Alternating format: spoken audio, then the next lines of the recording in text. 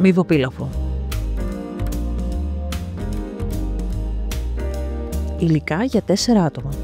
600 γραμμάρια ψύχα μυδιών, φρέσκια ή κατεψυγμένη. 200 γραμμάρια ρύζι μπασμάτι ή ρύζι για πιλάφι.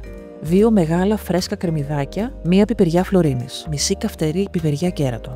Άνηθος για το γαρνίρισμα. 120 γραμμάρια ντοματάκια κονσέρβας. 30 γραμμάρια πελτές. 50 ml λευκό κρασί. 30 ml ελαιόλαδο.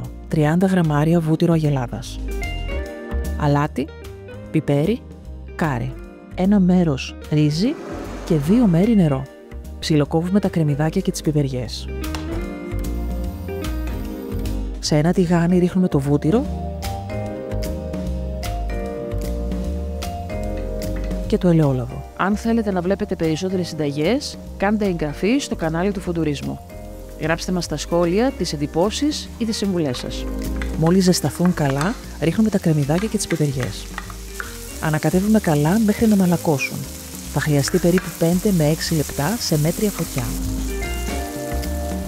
Αδειάζουμε και το ρύζι και ανακατεύουμε καλά για 3 με 4 λεπτά μέχρι να γυαλίσει. Αυτή η διαδικασία βοηθάει το πιλάφι να μείνει σπυρωτό κατά το μαγείρεμα αλλά και μετά. Προσθέτουμε το αλατοπίπερο και το κάρι όσο σοτάρουμε το ρύζι.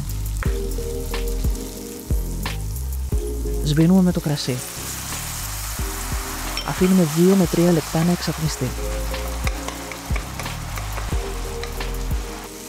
Προσθέτουμε και τη μυδόψυχα.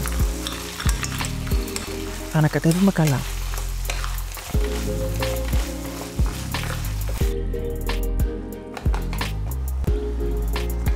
Προσθέτουμε τον πελτέ.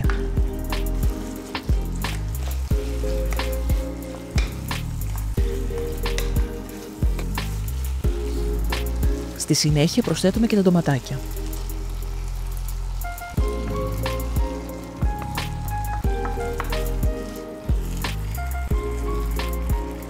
Αδειάζουμε το νερό.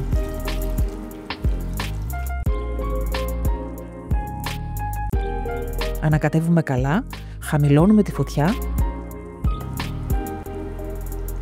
σκεπάζουμε το σκεύος και αφήνουμε να μαγειρευτεί το φαγητό. Θα χρειαστεί περίπου 12 με 14 λεπτά αναλόγως το ρύζι. Όταν ελέγξουμε το φαγητό και δούμε πως το ρύζι είναι al dente, το αποσύρουμε από τη φωτιά, το αφήνουμε σκεπασμένο 4 με 5 λεπτά για να απορροφήσει τα υγρά του και σερβίρουμε. Μπορούμε αν θέλουμε στο τέλος να προσθέσουμε ψιλοκομμένο άνηθο ή μαϊντανό.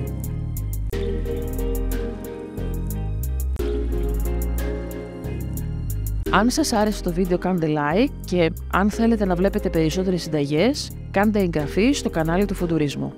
Γράψτε μας στα σχόλια τις εντυπώσεις ή τις συμβουλές σας.